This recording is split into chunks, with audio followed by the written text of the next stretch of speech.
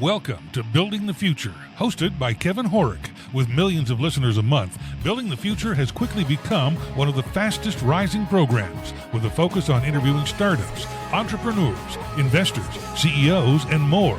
The radio and TV show airs in 15 markets across the globe, including Silicon Valley. For full showtimes, past episodes, or to sponsor the show, please visit buildingthefutureshow.com.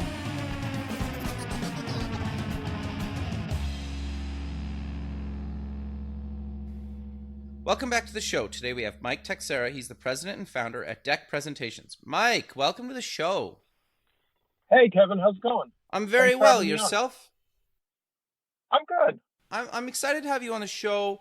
I think what we're going to talk about today, a lot of people don't maybe necessarily think it is as important as, well, you and I both believe, but maybe before we get into that, let's get to know you a little bit better and start off with where you grew up. Oh, yeah, sure. I grew up in southern Massachusetts in a little town called Swansea, Massachusetts. Okay. My parents were from Portugal. They immigrated around 71, and I was born in 72. So it was an interesting time to grow up because the strategy back then when you immigrated from another country was, Americanize as quickly as you can. So we took our very Portuguese sounding name, Teixeira, and changed it to Teixeira. Interesting. Very quickly. Yeah, and I grew up in a Portuguese household in very white and blue collar kind of America in the 70s. And it was a lot of fun, actually. But at the same time, it gave me a perspective of people speaking one language and living in a culture that spoke another language. So right from the get-go, I was kind of the bridge in communication. Interesting. So you went to university. What did you take and why? I ended up, let's go back to the way I grew up a little bit. So like I said, I grew up in a Portuguese household in a very American suburb, and that made me feel very isolated and different because, my family's customs and our language was so different from everybody else's. So as a result, I ended up being very closed off and really shy. I was always afraid I'd say the wrong thing or I wouldn't know the rules to basketball and get laughed at. But for some reason, on a fluke chance, I selected to take an acting class. Okay. And it was the moment that transformed my life. I was taught by this really gregarious, outrageous, loud Italian called Mr. Marcello, who was just fascinating to me. That's awesome. Next thing I knew, I was up on my street and up on my feet, and it transformed so much about me. It gave me courage. It made me realize that I had been a poor student before, but all of a sudden I found out that I understood history and English so much easier by reading Shakespeare and then speaking the words and being on my feet. So it was a transformative experience in my life. So flash forward when it was time to go to college, I had won some awards for acting and, the high school level stuff. So I had my choice of several colleges to go to. But I wanted to go to the college that Mr. Marcello had gone to. That's Emerson College in Boston. And I majored in theater. Interesting. Okay. Yeah. So not your typical corporate communication background. Well, but I think at the same time, that skill set translates really well into what you do now. Or do you agree with that? Yeah, I do. I think it was an interesting case of timing. I think right as I was coming into the professional world, people started to focus more on the importance of storytelling, the importance of creating narrative as regardless of what your product or your industry was. And I was able to take advantage of that. I was really good in the boardroom. I was really good at taking, a business need of getting more customers to buy a widget and translating that into websites and brochures and annual reports that actually were a lot more interesting and built around the story. So I was able to ride that into a pretty awesome career in corporate communications. Okay, so walk us through that career up until what you're doing today at Deck Presentations. All right. Well, I'll do this in a real quick timeline kind of Maybe fashion. just some So I go to highlights along the school. way. Yeah, exactly. So I went to college thinking I was going to be an actor. I graduated from college and went out to LA like everyone at Emerson College does. You Sure. either go to LA or New York. I decided I wanted to be warm if I was going to be homeless. And Fair enough. I did the typical actor route. I ate ramen. I lived with 4 or 5 roommates. Had crazy jobs from clown at birthday parties to waiter, Gap, whatever I could do to keep myself available for auditions. And then one day I ended up at Paramount Studios trying to get in the door. I was a tour guide, and the position is called a page. I was a studio lot page. Right. And so we were tour guides and we were ushers for TV show tapings. And they also use a few of the pages to be temps. And the Paramount licensing department needed a temp. And my job was supposed to be to just sit there and answer the phone because they had just lost their creative director. Okay. But I'm not the type to just sit there and answer the phone. I started teaching myself all this design software I was surrounded by. I started to learn what a creative director does. I started to learn design. And I definitely didn't have the abilities I later acquired, but it was a really good crash course in what communications was on the corporate level. And I was in boardroom meetings that probably I shouldn't have been in till 10 years later in my career, but it was really a trial by fire. And it was there that I realized I had a knack that transcended acting. And I started down the journey, getting further away from acting on a stage and speaking in front of people in boardrooms, translating concepts into stories. And flash forward, I worked for Paramount for a bit. I worked for another branding company in LA that did the original Turner Classic movie branding for cool. All that cool illustrative art that they do, and Hunter Douglas, and then came back home for family reasons. And I worked at Gillette and State Street. Sure. And eventually became a creative director at a PR marketing firm in Portsmouth, New Hampshire. And that's where I stayed for the last 10 years. And all along the way, I realized how painful presentations were. And I said, geez, this seems to be a sore spot over and over again. People hate to do them. People dread them. It's this huge group effort that everybody tugs and pulls, and fights over the ideas of what they're going to present, and takes so much longer than I thought it should, but I didn't really have a solution in the early years. But I did realize that it was a need. And, about 3 years ago, I had a client, as I was still a creative director, who their marketing team came into our agency and they were completely on the same page as their leadership, which I don't know if you've worked in creating very much design on the corporate level. Yeah. That is so rare. Yep. Usually it's the other way around. You have a marketing team trying to guess what the leadership wants, so they come in with their best guesses and work with an agency to create concepts, and then they present it to the leadership, and usually by the time it gets up there, they're like, no, not even close to what we're thinking. And you go through painful rounds of trying to feel your way in the dark to align with the leadership. Well, this other company came in and their marketing team wasn't like that at all. They totally knew what their chief technology officer wanted. They came to the table prepared and with insights that were deeper than our typical clients. And I traced it back and realized that the CTO was awesome at presenting and speaking to his company. Interesting. So I was like, aha, this is the key. This is the catalyst of how we can fix all this Tower of Babel nonsense happening right now with all the myriad communication channels we have, is get back in the room with the leadership and teach them how to present well so that they can talk about their goals, their ambitions, their failures, and then their teams will be able to really, at a visceral level, understand the brand. and then be able to translate that in stronger ways throughout their marketing efforts. So I took the lunge, started Deck 2 years ago, and it has been phenomenal. I created a process that streamlines, how you structure a presentation.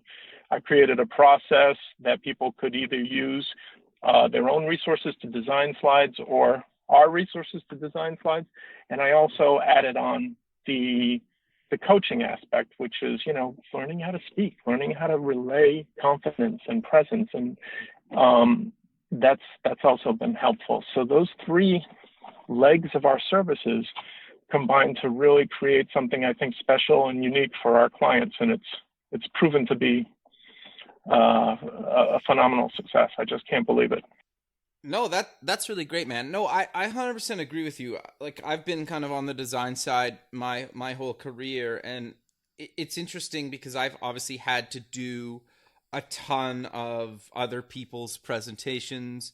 Maybe not necessarily the content, but maybe you do a draft of the content, and then you're obviously doing all the layout and the design and the graphic work around that. And you can go through hundreds, like 100 revisions. And I know, like, I'm not even really exaggerating. Sure, there may be not like 100 major revisions. It only might be 5 or 6 maybe major revisions of that. But you spend so much time, and sometimes you're spending weeks on these things, right? And then you're right that the person usually presenting, and I've said this a million times on the show before, is I started the show to get over my fear of public speaking. And a lot of people that want to put themselves out there, they not only struggle building the deck, they need somebody else to get the deck, and then they might not be comfortable public speaking. And so do you want to dive a little bit deeper into how you work with somebody from kind of beginning concept to them actually getting on stage and presenting? Yeah, definitely. Because I think what you just said right there is the key to so much pain, is the constant evolution of a presentation deck almost to the last minute until the person is presenting, which creates a complete panic in your inner life if you were trying to decide how to introduce yourself to someone for the first time, and you took 15 minutes to decide on different tactics on how you were going to introduce yourself. By the time you stood in front of that person, you would probably just babble nonsense. Yep. My technique is to separate structure from design. And I know that sounds obvious, but we don't do that in real business life these days. And I get in the room with a presenting team, and we think about the key component. Who is your audience? What do they need to know to make their decision to either invest in you or to agree that your progress is good, or et cetera, et cetera? What do they need to understand that? And now, how can you inform them in a way that gets them from point A, which is, not thinking they should invest in you, for example, to point B, which is them believing that they should invest in you? It's not about what you want to say. It's about what they need. So that's a transformative shift in the way I work with clients. And once we understand that, then we get some Post-its out, some jumbo Post-its, we put them up on the wall, and we create a mock skeleton of the presentation. And no one leaves the room till that skeleton is done. Nice. And that's an hour process at the most. But I tell the executives in the room, you're committing to this structure. This is how you will present, because not only am I being a stickler, but I want to relieve the tension and the anxiety you feel. This is your flow. Go away and think about this flow. Think about how you would describe this flow and these points. And now let's put it into a blank presentation. Let me put these same thoughts onto blank slides. And I want you to go into the presenter notes and think about how you would naturally explain these different points. Interesting. That we call as a skeleton deck. Okay. Now, once that's complete, the designers finally have the tools they've always dreamed of. They have key points per slide. They have the information of how that speaker typically wants to talk about this. And now they can actually do what they do best, is figure out the visual metaphors to explain those points. Then once that first draft is done, it goes back to the speaker. At that point, it's a discussion about the particular imagery we're using, the particular typeface you're using, the colors, but it's not about the content anymore, and it relieves so much tension. Now that they've seen a draft, the speakers can really start to practice, which I think is vitally important, about standing up in their kitchens and saying the words out loud, and the designers can refine during that rehearsal process. They both meet at the end, and something can actually be presented that's moving, compelling, and gets an audience the answers they need. Interesting. No, I that makes a lot of sense. And I'm assuming you guys leave enough time at the end where the presenter can actually run through their deck and practice, I don't know, in front of their friends and family or coworkers and or the mirror a bunch of times, right? Yeah, that's the goal. I mean, Steve Jobs, I think, was the one who said that you have to divide it in thirds: prep, design, and rehearsal at the end. Don't quote me on that, but there is someone who said that it should be in thirds, and I really believe that. You should spend as much time rehearsing as you did structuring the presentation, at the very least. And it's deciding what you're going to say and practicing what you're going to say is what alleviates all that public speaking pressure. Sure. So that once you get in the room, you know where you want to go. No, that's fair. So I want to dive into the actual helping people become a better presenter in a few minutes, but you mentioned something to me before we got talking or recording, sorry, that some people view the whole presentation thing as maybe a bit old-fashioned, and they don't care about it as much as they should, at least in my opinion and your opinion. So do you want to dive a little bit deeper into why having a good presentation is still so important, if not more important than ever, in my opinion? Yeah, I mean, I mentioned a little bit earlier, having a good presentation is important to get your own marketing and communication bicycle on the track, and instead of spending your money to beta test A/B versions of very expensive things to put together, ads, websites, and whatnot, why not try those ideas in front of a few audiences, a few clients, a few keynote speaker events, and watch for the pieces of your story that make people nod in approval, that make people motivated enough to come ask you questions about it after. Those are your golden communication nuggets that you can then spend the money to put into commercials and websites and whatnot. So presentation is vital to organize your marketing messaging and thoughts before you actually spend the money. That's number one. Yeah. And number two, so much of the problems that we're all agreeing over on digital communication, the removal of empathy, creating the silos around yourself online, and the echo chamber effect. Sure. All of that stuff can be shattered if people get braver and present more, because then you're forced to be empathetic, because you've got to pay attention in that room to what's working and what's not working, and you have to risk your emotional self. So it keeps you emotionally, I think, honest, which then can color the way you treat people online, because that memory is so fresh. Interesting. No, I 100% agree with you. I think, I think the trick is if you want to start creating content and putting yourself out there, you're gonna probably get asked to speak at some point, right? Or it might even be internally, where you need to put together a presentation for the CEO or high level, kind of C-level, or your manager or whatever in your own company. And if you come across really polished and and everything's kind of well done, you're going to make yourself look even way better, right?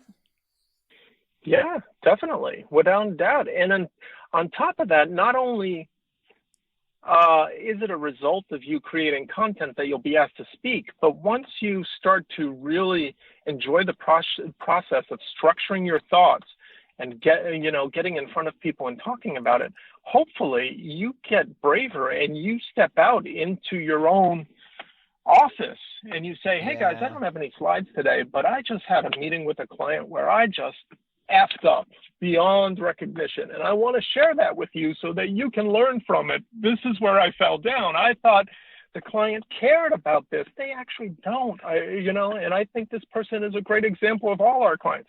That kind of communication, people shut themselves in their offices and they don't do it. But when you're a leader at a company, that becomes your main job, I think, is to distill the world into what matters for your brand and how you can use your brand to service your customers. That doesn't happen if you don't step out of your office and actually speak. No, I 100% agree with you. That's actually quite fascinating. So I'm curious, though, how do you work with people to actually become maybe comfortable with public speaking all the way up to maybe refining them as a speaker if they've done it a bunch of times before? Yeah, it depends a lot on where somebody is at.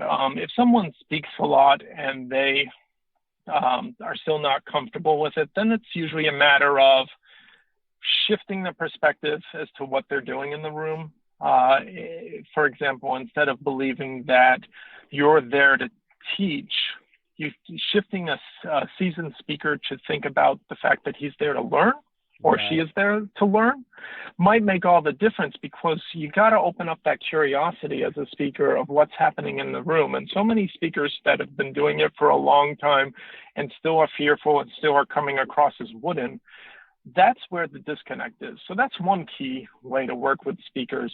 Another side of the spectrum is the inexperienced speaker who hasn't spoken much and is really fearful of it. So those speakers, we can work on their confidence in their ideas and in their presentation structure, showing them that their structure is sound and their thinking is sound so they can be confident in that, and then giving them some real world experience before they go out into meetings or events where a lot is on the line. There are tons of speaking opportunities in your own community wherever you live. And I encourage young speakers to get out and take advantage of those. Pachakacha, TEDx, Moth Series, Long Story, Toastmasters, whatever in your community is happening. Get out there and practice, and don't invite anybody so that you're free to fail miserably, but you learn. And, those are just a couple of ways to work with speakers. But again, you gotta meet somebody where they're at, and you gotta kind of really look and see what are they suffering with, and try to help them alleviate that. No, I 100% agree with you. You mentioned a bunch of places where people can go speak. How easy is it to reach out to some of these organizations and actually get speaking gigs? Because I think a lot of people are scared to even send that email saying, hey, can I do a talk on this subject or these handful of subjects? Would you be open to me putting together a presentation of and talking at your next event? Yeah, it's a great new secret, but the speaking events in communities have exploded. I mean, once upon a time, it was like you had to get paid and be a vetted speaker for, the big 3 events that came through your area. But now, at the community level, I mean, we do a Pachakacha event in Portsmouth. We do it 4 times a year. Okay. And we are starving for speakers. So if someone says to us, hey, I'd like to speak about bicycle building, we're typically very open to the idea. And I think that that's true regardless of where you live. I mean, if that's true in a smaller community like Portsmouth, New Hampshire, I bet you it's 100-fold in places like New York and California and Oh, for sure. That's been my experience too, is people are always looking for content across all mediums, right? And I would put being a speaker and having people actually get up in front of people and talk. And I think to your point a few minutes ago, especially at the smaller events, people don't expect you to be this slick pro speaker. And in a lot of cases, they very much understand that you're trying to push yourself out of your comfort zone and teach them something, right? And I think people will give you a lot more leeway and credit and be supportive than they are negative towards, like, oh, you were terrible, man. Like, I've never heard that. When I think in some cases, if you're more kind of on the earlier end of your, or earlier side of your speaking career, and maybe you struggled a little bit, people are more encouraging and are more open to come up to you after and say what you did well, and maybe give you some, like, hey, I know you stumbled a little bit, but like, you should keep at it. Like, I think I've seen more of that than the negative side. And I don't even remember a time where I've actually seen somebody be negative to somebody, right? I'm sure it does happen, but I think a lot of people don't realize is how encouraging other people are, especially when you put yourself out there. Have you found that as well? It sounds like you have. Yeah, I totally agree with you. The biggest enemy we have in fear of public speaking is ourselves. No one in the outside world is as harsh as you are to yourself. You're exactly 100% correct. Anytime I've seen new speakers go out and try this uncomfortable act, all they tend to get is encouragement. Yeah, totally. So I'm curious though, what advice do you give people? Maybe let's give people a little bit of advice when they're actually looking to do some public speaking. Yeah, okay. If are you talking about how to locate public speaking opportunities, or once they book something, what's some things that they can do to help? Well, maybe a bit of both, actually, just out of curiosity. All right. Well, let me try both. If you're looking for speaking opportunities, I think a quick Google search is your best bet, and then it's looking at some of the more international efforts, like the Moth Speaker Series and the Pachaka-Chas of the world. Those are international, but they have local chapters. When you can find organizations like that have local chapters, then that community level not only has an opportunity for you, but it's also tend to have some resources. So they tend to be able to help you through their experience of doing past events, and they're more willing to risk. So I think finding the big organizations that have local chapters is a great way. And I think also pitching, not your business story, but pitching the things that are personal to you when you're speaking to these committees is vital. Again, you're learning how to be a public speaker, so put your professional ambition on hold and really learn to be vulnerable by talking about, the way you grew up in, a Portuguese household. You felt isolated as a kid. Those are the things that will let you get to the furthest point in your speaking ability, because that requires you to get risky. It allows you to connect with your personal experiences that will loosen you up. It will really give you an opportunity to see how it feels all the way on the extreme end of emotional risk. And I think those are the key moments to get out there and do in your early career. As far as when you book a speaking gig, it is vital to do a couple of things. Number one is make sure you think about the audience first and structure your presentation around what you believe they want to hear from you. And then your structure will be much, much stronger. Practice before you speak. Say the words out loud. Don't just sit there and practice in your head. You want to stand up in your kitchen and say those words. When you feel those words coming out of your mouth, you understand where you're naturally going to stumble, and you understand that you can deliver it without failing, so it builds your confidence. If you have an opportunity, get into an equal-sized room, have a friend of yours sit at the back of the room and tell you if you're loud enough. That's usually a stumbling block for many people. And lastly, I would say, while you're speaking, be curious. Look around the room.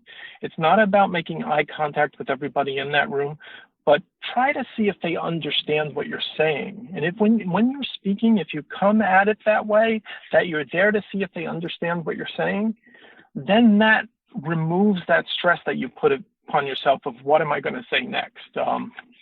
People always say when you're networking, don't think about what you're going to say, because you'll forget about the person's name. It's the same principle. When you're thinking so much about what you're going to say next, you freeze up. Sure. When you start to wonder if people are comprehending what you're saying, then all of a sudden you're there in service of the audience and you become a different person. Sure.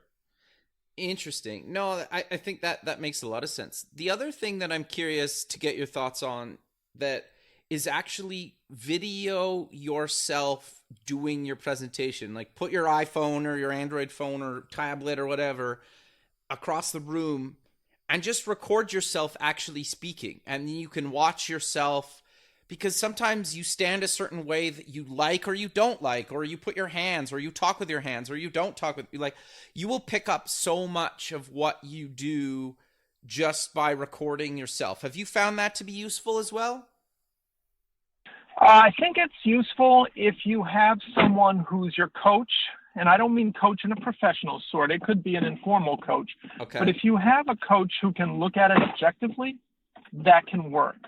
If you record yourself, I worry that we're so critical of ourselves that you'll become fixated on the way you hold your hand. Even though nobody cares about the way you hold your hand, you will get fixated on that. Okay, interesting. So I say video recording is definitely something that might be helpful if you're using an objective third party to review it with you. But in your early career, I would say don't do it. Okay, but interesting. The other thing that made me, that you reminded me of when you talked about videotaping is actually do try to videotape the event or the opportunity where you're speaking. Those are the opportunities where after the pressure's off, you can go back, and after you've gotten some positive feedback from the audience, that's when you can go back and say, okay, people said they liked this, so now my self-critic is muted a little bit. Let me see if there's anything here I can improve. That videotape is vital. Right. Also, people are dying for content online, and I tell people that videotaping events you speak at is one of those hidden pieces that you could be using in multiple channels online, and it's so easy to do. It's just video record what event you did, and here's the tip: if it's awful, no one ever has to see it, so you can also hide it. Yeah, fair enough. No, that's interesting. The other thing that's worked for me really well is actually doing the show, like start a podcast. I think that can be a really easy way to start public speaking, and they can be pre-recorded, so you can edit pieces out, right? Or stumbles or screw-ups or whatever, right? And I get that's not really talking in front of people, but at least for me, in my experience, it really helped me at least start on the journey of getting over my fear of public speaking, and it makes it a lot easier when you have to get up in front of people and actually talk now, at least in my experience. Oh, yeah, that's definitely a great tactic. Podcast, video recording yourself, getting up at every family gathering to do a toast. All of these are practice, and the more practice you get, the more you know that you won't fall apart when you're trying to speak, that you can connect thoughts, and that you can recover from whatever people ask you. That gives you all the confidence you'll need. So is there any other advice that you would like to give people either when they're putting together their presentation and or doing any public speaking? Yeah, I would reiterate, focus on the audience and what they need to know and decide what you're going to say before you open up PowerPoint. When you get to the design aspect of it, people have been saying this for years, but we still get confused over it. Less is more. If you're not an awesome graphic designer, if you don't know how to illustrate, don't beat yourself up and try to create these really complex slides. Sometimes a phrase across a solid color background can be just as powerful. You don't need a slide for every step of your presentation. You need slides to remind you of what you want to say. I really believe that people should think of slides as visual milestones. Oh, this car is supposed to remind me that I want to talk to you about the fact that our process is like a well-oiled engine in a Chevy Nova. You know, that's the kind of things that a slide should, the point, stand as your background in your play. Design that way. And lastly, just practice. Say the words, let them come out of your mouth. Perfect. Well, Mike, we're kind of coming to the end of the show, so how about we close with mentioning where people can get more information about you guys and any other links you want to mention? Yeah, the best place to start is our website, presentationsbydeck.com. And you can also check out our Instagram account, which is a great place to see some of our latest design work. Perfect. Well, I really appreciate you taking the time in your day to be on the show, and I look forward to keeping in touch with you, and have a good rest of your day, man. You too. This was a pleasure. Thank you very much for having me on, Kevin. Thank you. Okay. Bye. Take care. Bye. Thanks for listening. Please visit our website at buildingthefutureshow.com to join the free community, sign up for our newsletter, or to sponsor the show. The music is done by Electric Mantra. You can check him out at electricmantra.com and keep building the future.